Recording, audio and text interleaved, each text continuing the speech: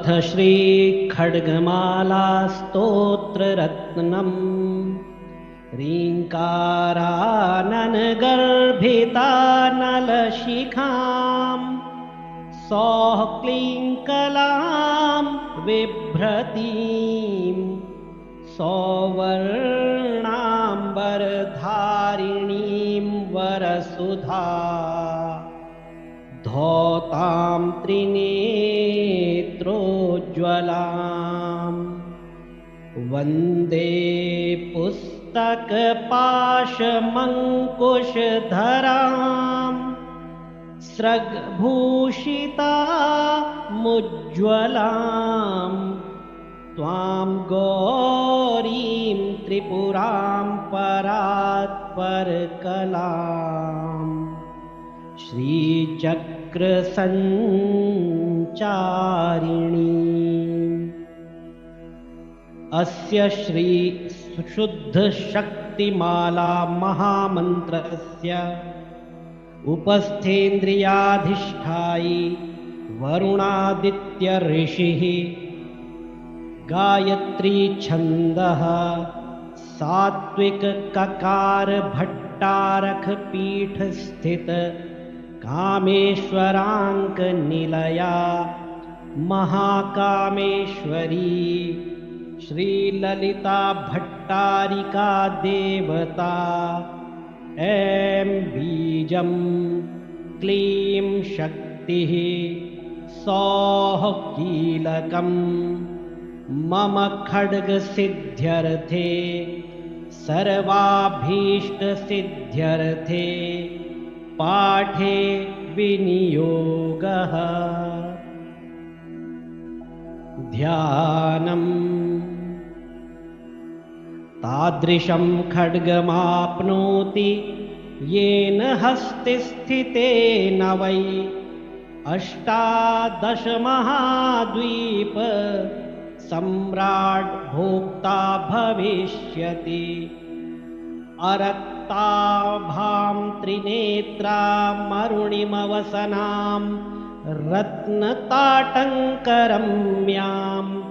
हस्तां भोजसपाशाङ्कुशमदनधनुस् सायकैर्विस्फुरन्तीम् आपीनोत्तुङ्गवक्षो रुहकलशलुठत् तारहारोज्ज्वलाङ्गीं ध्यायेदम्भोरुहस्था मरुणिमवसना मीश्वरीमीश्वराणां लमित्यादि पञ्चपूजां कुर्यात् यथाशक्ति मूलमन्त्रं जपेत्। लं पृथिवी तत्त्वात्मिकायै श्रीललिता त्रिपुरसुन्दरी पराभट्टारिकायै गन्धं परिकल्पयामि नमः। हम आकाशतत्त्वात्मिकायै श्रीललिता त्रिपुरसुन्दरी पराभट्टारिकायै पुष्पं परिकल्पयामि नमः। यं वायुतत्त्वात्मिकायै श्रीललिता त्रिपुरसुन्दरी पराभट्टारिकायै धूपं परिकल्पयामि नमः। रं तेजस्तत्त्वात्मिकायै श्रीललिता त्रिपुरसुन्दरी पराभट्टारिकायै दीपं परिकल्पयामि नमः। वं अमृततत्त्वात्मिकायै श्रीललिता त्रिपुरसुन्दरी पराभट्टारिकायै अमृतनैवेद्यं परिकल्पयामि नमः। सर्वतत्त्वात्मिकायै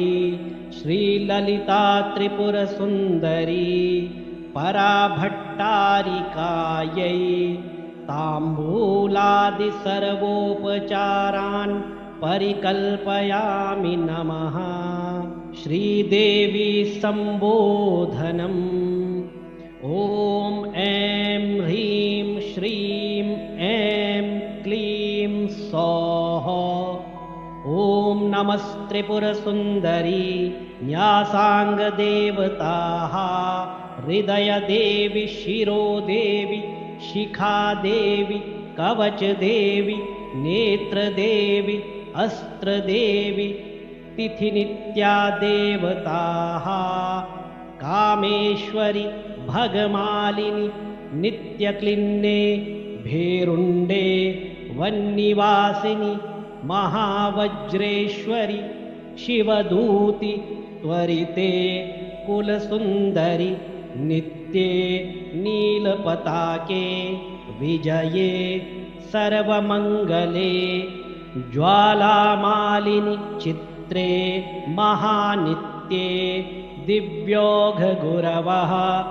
परमेश्वर परमेश्वरि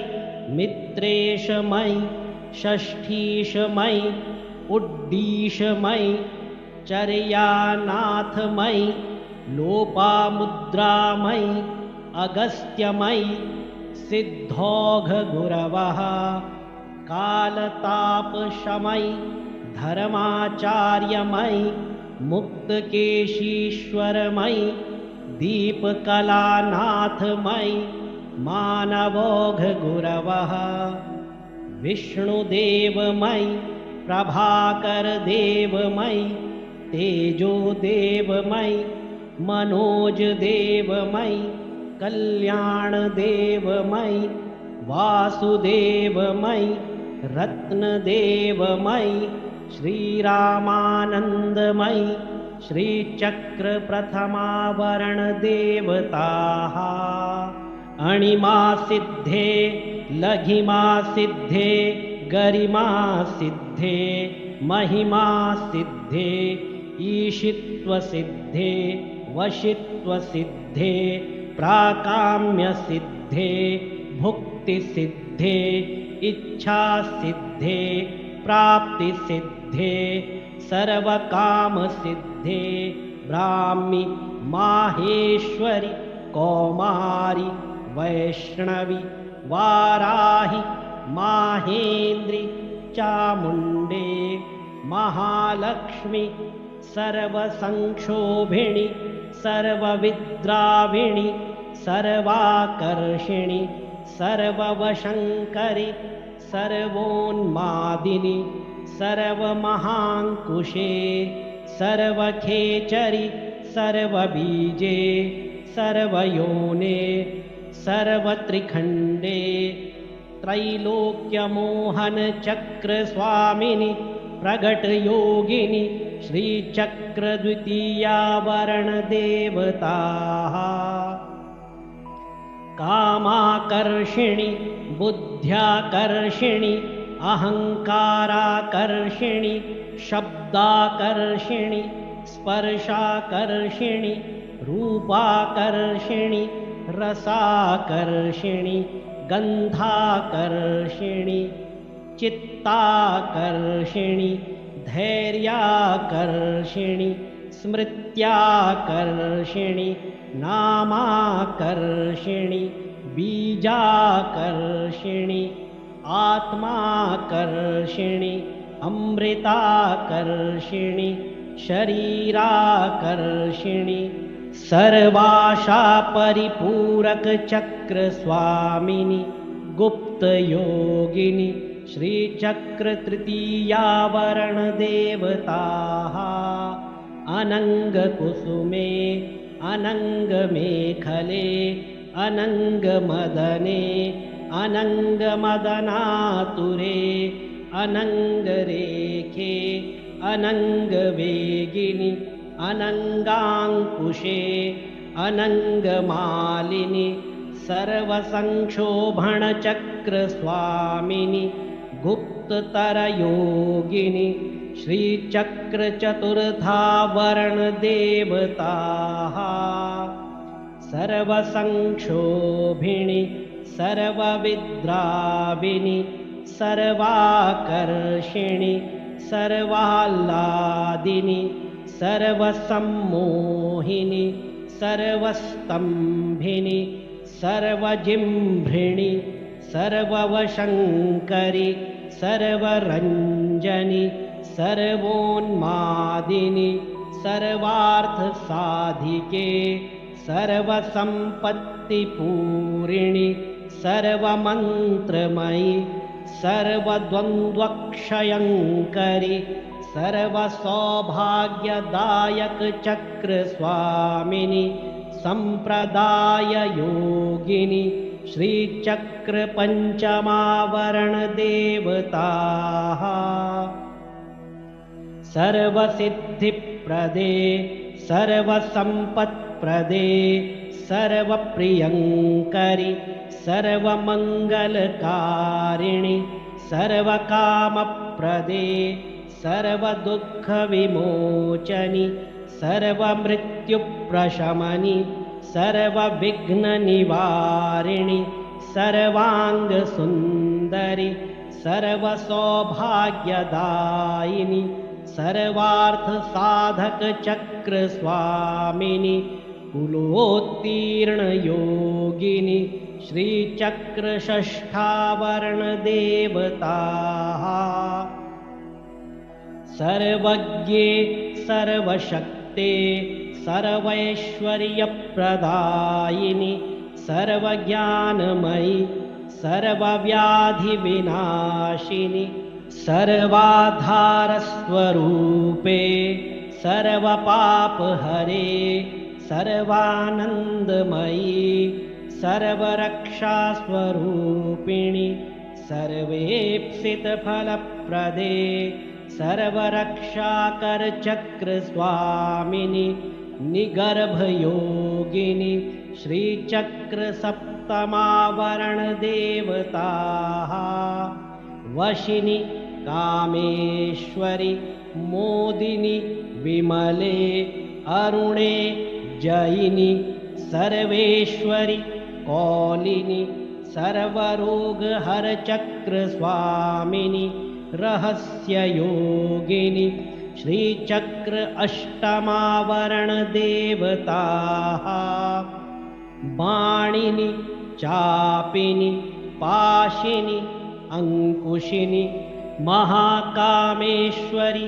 महावज्रेश्वरि महाभगमालिनि सर्वसिद्धिप्रदचक्रस्वामिनि अतिरहस्ययोगिनि श्रीचक्रनवमावरणदेवताः श्री श्री महाभट्टारिके सर्वानन्दमयचक्रस्वामिनि परापरातिरहस्ययोगिनि नवचक्रेश्वरी नामानि त्रिपुरे त्रिपुरेशि त्रिपुरसुन्दरि त्रिपुरवासिनि त्रिपुराश्रीः त्रिपुरमालिनि त्रिपुरासिद्धे त्रिपुराम्ब महात्रिपुरसुन्दरि श्रीदेवी विशेषणानि नमस्कारनवाक्षरी च महामाहेश्वरि महामहाराज्ञि महामहाशक्ते महामहागुप्ते महामहाज्ञप्ते महामहानन्दे महामहास्कन्धे महामहाशये महामहाश्रीचक्रनगरसाम्राज्ञि नमस्ते नमस्ते नमस्ते नमः। फलश्रुतिः एषा विद्या महासिद्धि दायिनी स्मृतिमात्रतः अग्निवात महाक्षोभे राजा राष्ट्रस्य विप्लवे लुण्ठने तस्करभये संग्रामे सलिलप्लवे समुद्रयानविक्षोभे भूतप्रेतादिके भये अपस्मारज्वरव्याधि मृत्युक्षामादिजे भये शाकिनी पूत पूतनायक्ष रक्षः कूष्माण्डजे भये मित्रभेदे ग्रहभये व्यसनेष्वाभिचारिके अन्येष्वपि च दोषेषु मालामन्त्रं स्मरेन्नरः सर्वोपद्रवनिर्मुक्तः साक्षाच्छिवमयो भवेत् आपत्काले नित्यपूजां विस्तारात् कर्तुमारभेत् एकवारं जपध्यानं सर्वपूजाफलं लभेत् नवावर्णदेवीनां ललिताया महोजसः एकत्र गणनारूपो वेदवेदाङ्गगोचरः सर्वागमरहस्यार्थः स्मरणात् पापनाशिनी ललिताया महेशान्या माला विद्या महीयसी नरवश्यं नरेन्द्राणां वश्यं नारीवशङ्करम् अणिमादिगुणैश्वर्यं रञ्जनं पापभञ्जनं तत्तदावरणस्थायि देवतावृन्दमन्त्रकं मालामन्त्रं परं गुह्यां परं धाम प्रकीर्तितं शक्तिमाला पञ्चधा स्याच्छिवमाला च तादृशी तस्माद् गोप्यतराद् गोप्यं रहस्यं भुक्तिमुक्तिदम् श्रीवामकेश्वरतन्त्रे उमामहेश्वरसंवादे देवी खड्गमाला स्तोत्ररत्नं समाप्तम्।